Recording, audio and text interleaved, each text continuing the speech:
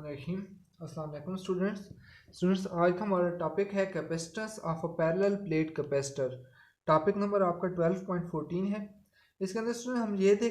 देखेंगे कि जो हमारे पास पैरेलल प्लेट कैपेसिटर होता है उसकी जो कैपेसिटेंस होती है वो किस चीज़ के ऊपर डिपेंड करती है। इसके अंदर स्टूडेंट हम दो केस कंसिडर करेंगे। एक केस के अंदर हमारे पास जो कैपेसिटर है उसकी जो प्लेट्स हैं उनके दरमियान ये जो मीडियम है इसको हम एयर या वैक्यूम कंसिडर करेंगे, और दूसरे केस के अंदर हम इधर कोई डाइलेक्ट्रिक मटेरियल रख के या कोई इंसुलेटिंग मटेरियल रख के उसको हम उसकी कैपेसिटेंस वगैरह देखेंगे कि उसकी कैपेसिटेंस पे क्या इफेक्ट पड़ता है। तो स्टूडेंट्स कैपेसिटेंस का मैंने आपको पिछले टॉपिक के अंदर बताया था कि किसी भी कैपेसिटर की जो मैक्सिमम लिमिट होती है चार्ज स्टोर करने की, कि कोई भी कैपेसिटर कितना चार्ज स्टोर कर सकता है, इस चीज़ को हम कहते हैं कैपेसिटेंस।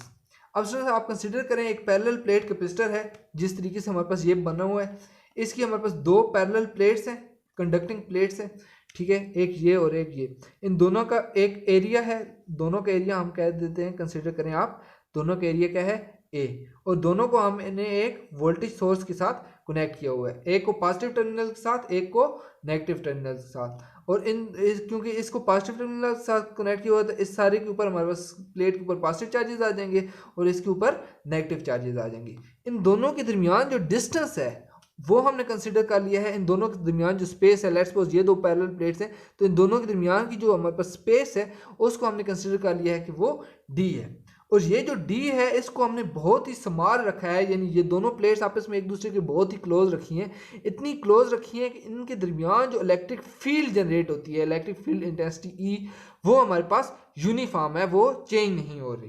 तो ये कंसिडरेशन करने के बाद हमने क्या किया, हमने ये एक और आखिरी जो कंसिडरेशन की वो हमने केस 1 लिया कि हमारे पास इन दोनों के दरमियान या दो प्लेट्स के दरमियान, लेट्स सपोज ये दो प्लेट्स हैं, इन दोनों के दरमियान जो हमारे पास मीडियम है वो हमारे पास एयर है या वैक्यूम है। तो इस केस में हमने स्टूडेंट्स पिछले टॉपिक के अंदर जो आपका फार्मूला ड्राइव किया था कैपेसिटेंस का, उसमें मैंने आपको बताया था कि आपकी जो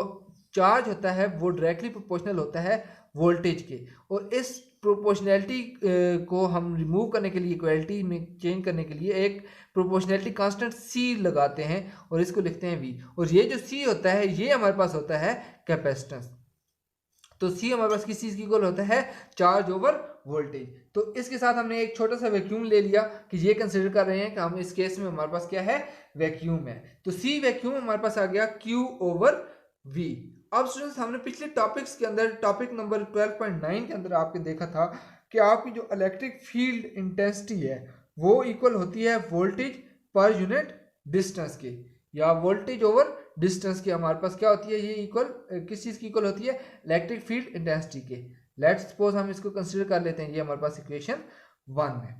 अब स्टूडेंट्स जो आपका टॉपिक नंबर 12.8 था उसके अंदर मैंने आपको चार्ज डेंसिटीज के बारे में बताया था कि हमारे पास 3 किस्म की चार्ज डेंसिटीज होती हैं। एक को हम कहते हैं वॉल्यूम चार्ज डेंसिटी, एक को हम कहते हैं सरफेस चार्ज डेंसिटी, और एक को हम कहते हैं लीनियर चार्ज डेंसिटी। जो वॉल्यूम चार्ज डेंसिटी होती है उसमें हम क्या करते हैं, टोटल चार्ज ओवर वॉल्यूम लेते हैं, तो वो हमारे पास वॉल्यूम चार्ज डेंसिटी होती है और उसको शो करते हैं रो से। इसी तरीके से जो हमारे पास सरफेस चार्ज डेंसिटी होती है उसको हम शो करते हैं सिग्मा से, और जब हम सिग्मा होता है जब हमारे पास, तो टोटल चार्ज को हम एरिया से डिवाइड करते हैं। और जो तीसरी आपके पास होती है वो लीनियर चार्ज डेंसिटी होती है और उसको हम शो करते हैं लैम्डा से, और वो हमारे पास होता है चार्ज पर यूनिट लेंथ। यानी कि हमारे पास ये हमारे पास क्या है, हमने कंसिडर करना है आप सरफेस चार्ज डेंसिटी, क्योंकि इस प्लेट का हमारे पास कोई ना कोई एरिया है, तो इसकी जो सरफेस चार्ज डेंसिटी होगी वो टोटल चार्ज जो इसके ऊपर स्टोर होगा पर यूनिट एरिया, और इसका जो एरिया है जो हमने ए कंसिडर किया है वो होगा। अब टॉपिक नंबर 12.8 जो आपका था, जब हमने एप्लीकेशन ऑफ गॉसेस लॉ देख रहे थे, उसके अंदर जो पार्ट सी था उसके अंदर हमने देखा था कि जब भी हमारे पास दो पैरेलल प्लेट्स होंगी किसी भी कैपेसिटर की, तो उसकी जो इलेक्ट्रिक फील्ड इंटेंसिटी होगी उसके दरमियान,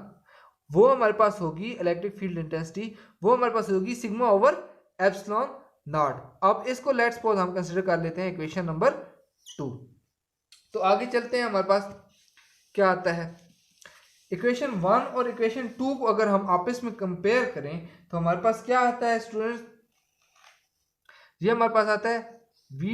divided by D is equal to, ये इक्वेशन 1 आ गई, is equal to sigma over epsilon naught. अब सिग्मा की वैल्यू हमारे पास क्या है ये, तो इसको हम इसके अंदर पुट कर लेते हैं, तो ये हमारे पास आ जाएगा v divide by D is equal to sigma क्या है q over a epsilon naught. हमने फाइंड क्या करना है स्टूडेंट्स, हमने फाइंड करनी है कैपेसिटेंस, और कैपेसिटेंस हमारे पास इस इक्वेशन को अगर रीअरेंज करें तो हमारे पास क्या है q over v,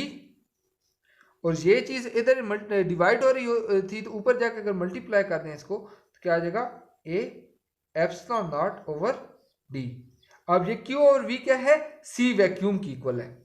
c vacuum is equal to a epsilon naught over d। अब स्टूडेंट्स आप इसके अंदर देख सकते हैं कि आपका जो कैपेसिटेंस है किसी भी पैरेलल प्लेट कैपेसिटर की वो डायरेक्टली डिपेंडेंट है एरिया पे। इट मींस कि जितनी ज्यादा प्लेट का एरिया होगा वो उतना ज्यादा चार्ज स्टोर कर सकेगी, क्योंकि कैपेसिटेंस मैंने आपको पहले बताया कि क्या है, किसी भी कैपेसिटर की एबिलिटी है कि वो कितना ज्यादा चार्ज स्टोर कर सकता है, और जितना कम इन दोनों के दरमियान डिस्टेंस होगा, डिस्टेंस से ये इन्वर्सली रिलेटेड है, जितना कम ये डिस्टेंस होगा उतनी ज्यादा हमारे पास इसकी क्या होगी,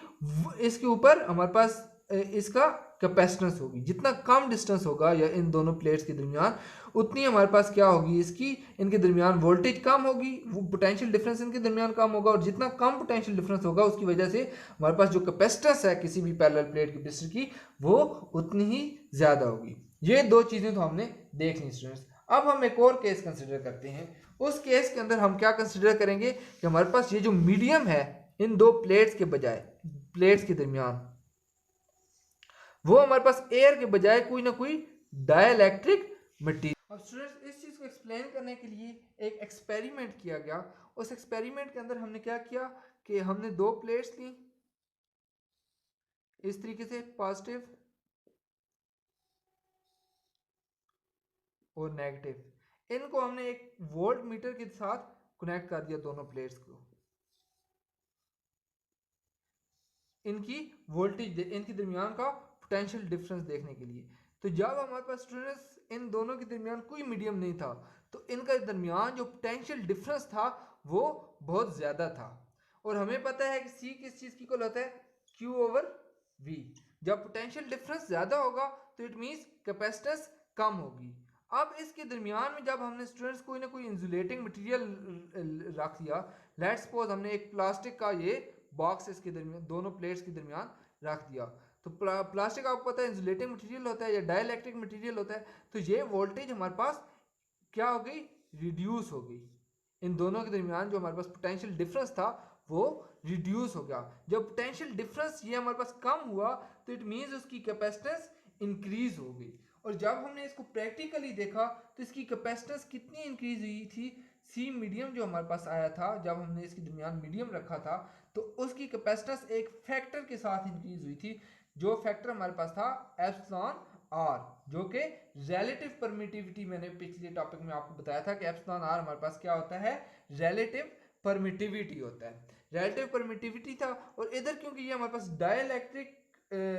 के लिए हमारे पास ये यूज हो रहा था तो इसको हमने डाइलेक्ट्रिक ऑफ हमारे पास क्या था,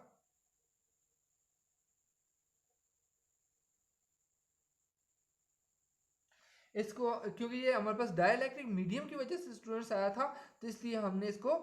डाइलेक्ट्रिक कांस्टेंट भी कह दिया है इधर। तो स्टूडेंट्स अब एक चीज गौर करें आप कि हमारे पास जो सी वैक्यूम था पिछली इक्वेशन में वो था ए एप्सिलॉन नॉट डी। अब ये इस ए एप्सिलॉन नॉट डी जो हमारे पास ये आ रहा है इसकी जगह अगर सी वैक्यूम पुट कर दें तो C medium is equal to C vacuum into epsilon not epsilon R आ जाएगा। इधर से अगर हम एप्सिलॉन आर निकालना चाहें तो हमारे पास क्या है, epsilon R C medium divided by C vacuum, यानी मीडियम जब था हमारे पास डाइलेक्ट्रिक मीडियम तब जो कैपेसिटेंस थी उसको डिवाइड करेंगे जब हमारे पास कैपेसिटेंस इन वैक्यूम थी तो हमारे पास क्या किस चीज की वैल्यू आ जाएगी, रिलेटिव परमिटिविटी या डाइलेक्ट्रिक कांस्टेंट की वैल्यू आ जाएगी। इसकी अगर हम डेफिनेशन पढ़ें तो इसकी डेफिनेशन हमारे पास ये है, the ratio of capacitance of parallel plate capacitor with an insulating substance as medium between the plates to its capacitance with vacuum as the medium between them, कि हमारे पास ये ई आर एप्सिलॉन आर जो है ये हमारे पास ratio है capacitance of capacitor की, जब हमारे पास क्या था उनके दरमियान मीडियम एक इंसुलेटिंग मटेरियल था, और उसकी रेशियो किस चीज के साथ, जब हमारे पास उसी पैरेलल प्लेट कैपेसिटर की कैपेसिटेंस वैक्यूम के साथ हम चेक कर रहे थे, तो इन दोनों की रेशियो को हम क्या कहते हैं, इसको हम डाइलेक्ट्रिक कांस्टेंट कहते हैं। आई होप स्टूडेंट्स आपको ये टॉपिक अच्छी तरीके से क्लियर हो गया होगा। अगर स्टिल आपको इसमें कोई कंफ्यूजन है तो आप कमेंट सेक्शन के अंदर पूछ सकते हैं, और स्टूडेंट्स नेक्स्ट वीडियो में इंशाल्लाह मिलते हैं नेक्स्ट टॉपिक के साथ। तब तक के लिए इजाज़त दें, अल्लाह हाफ़िज़।